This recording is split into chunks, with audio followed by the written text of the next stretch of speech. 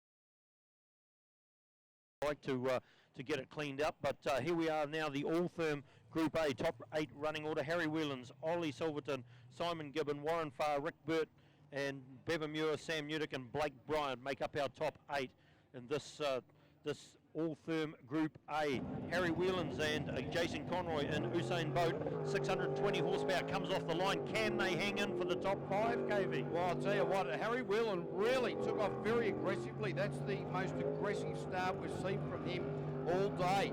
Really just coming on song at the right end of it, you'd have to say, and just really putting his foot into it. Just, you were saying to me earlier in the day, after last season, a few little hiccups, a few little gremlins, a couple of offs, was just building the confidence, and it seems as though right at this point the confidence is right back up there. Oh, it did a little bit tight around the Suzuki hairpin there, but getting on with business as we speak. Oh, tight around there as well.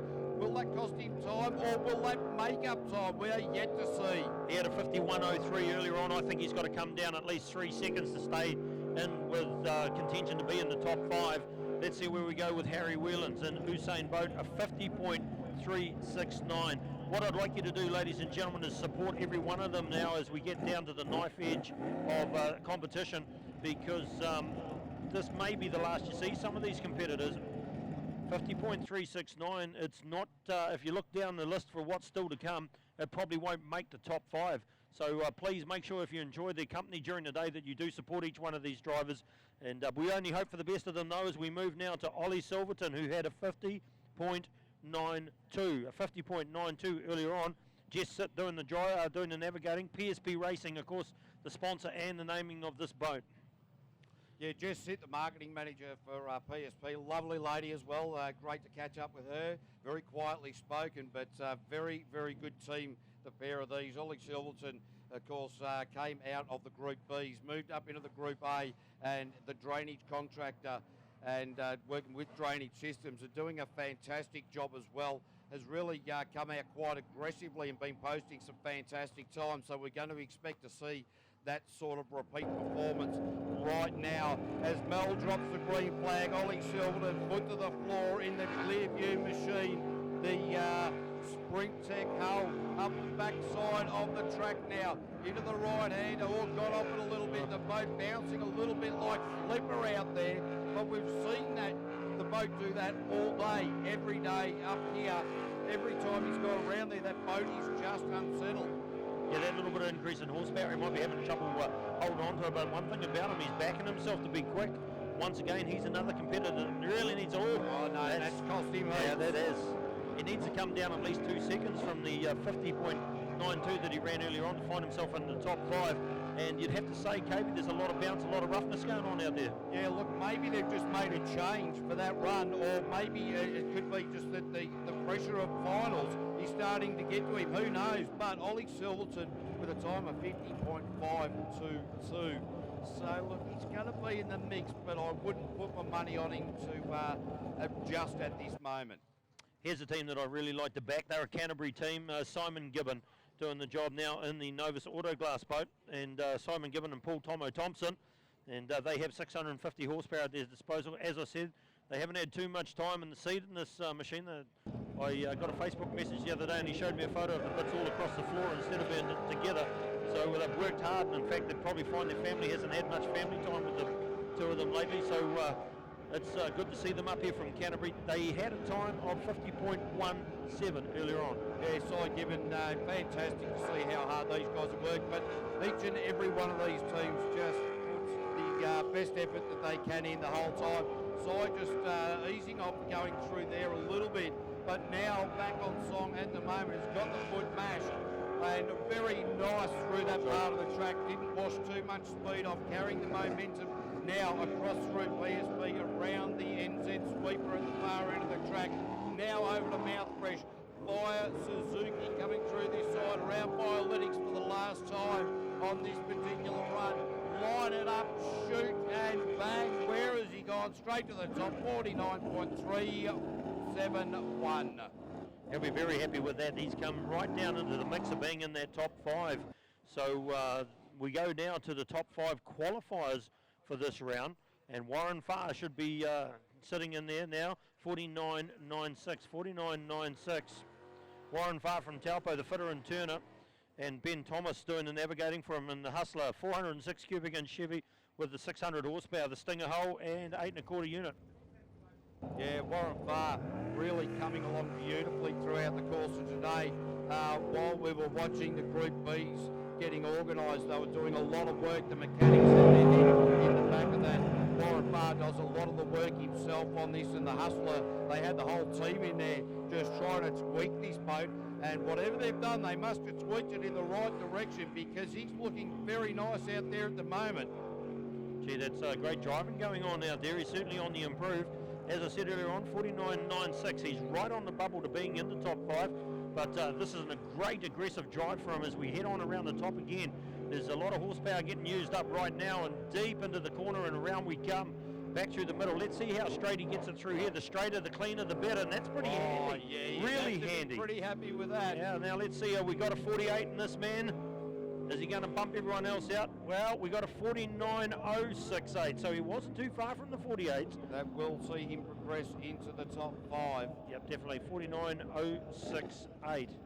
49.06.80, just about pulled a second off his time there, Cavey, and in fact, he should be very, very happy. He's still on the improve, which is great at this time of the day. Absolutely. As we see Rick Burke coming in to the start of the production manager from Hamilton.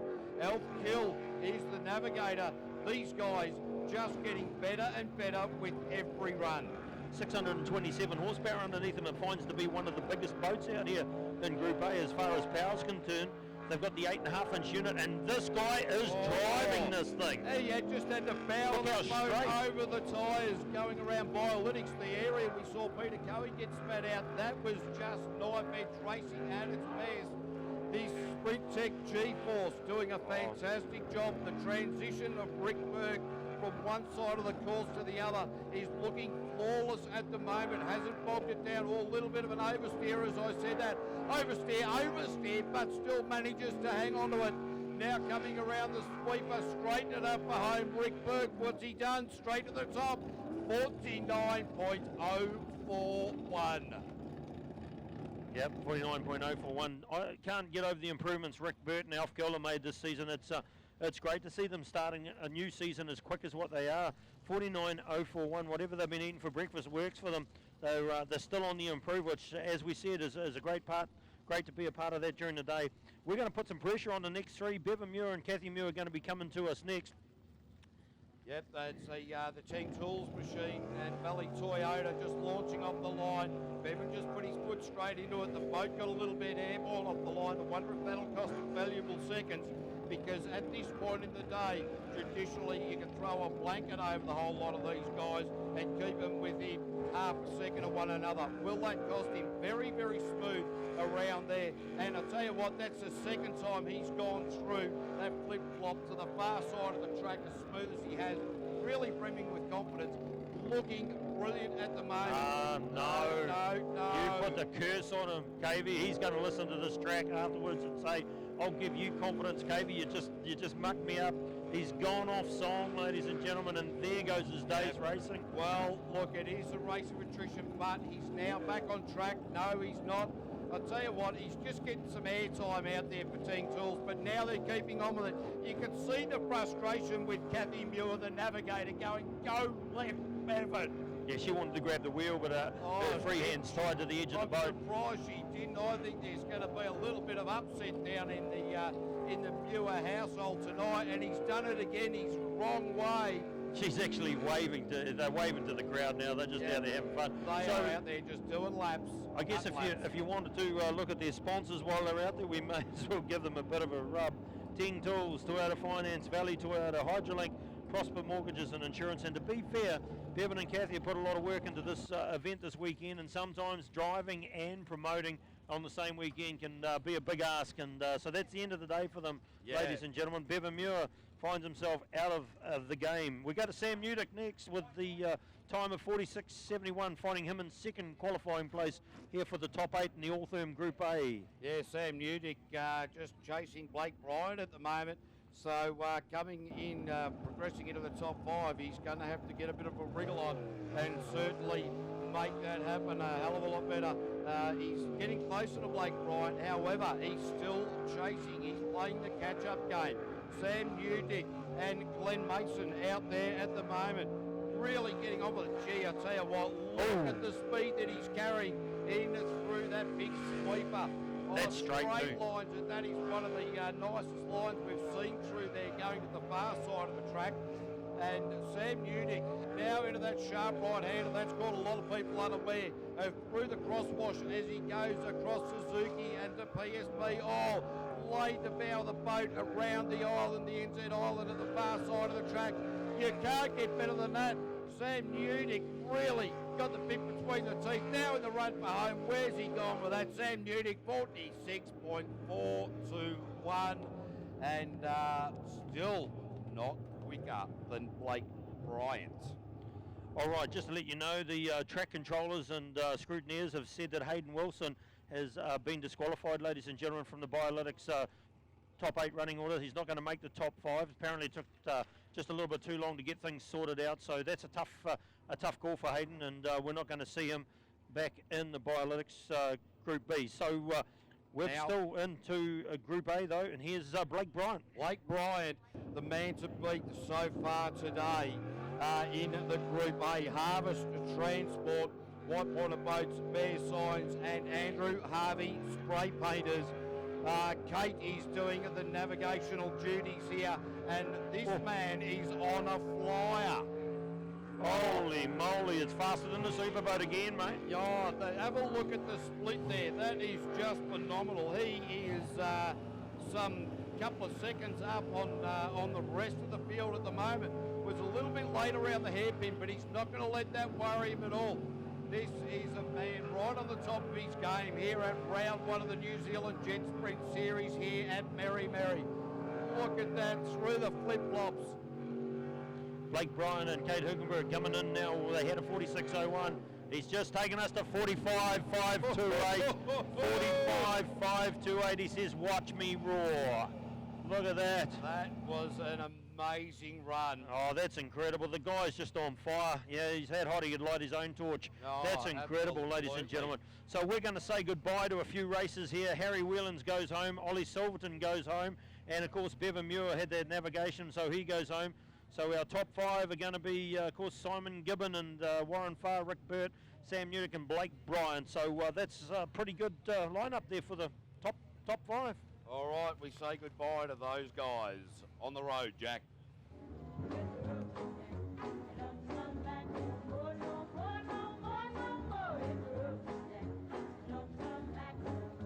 Of course, we will see those guys at the next round down at Wanganui on the 27th of December. But now we head into the top 8 for the methanol-sucking monsters. These are the beasts that really let the cat out of the bag, I can tell you that, because it's a hell of a lot easier letting the cat out of the bag than trying to put it back in.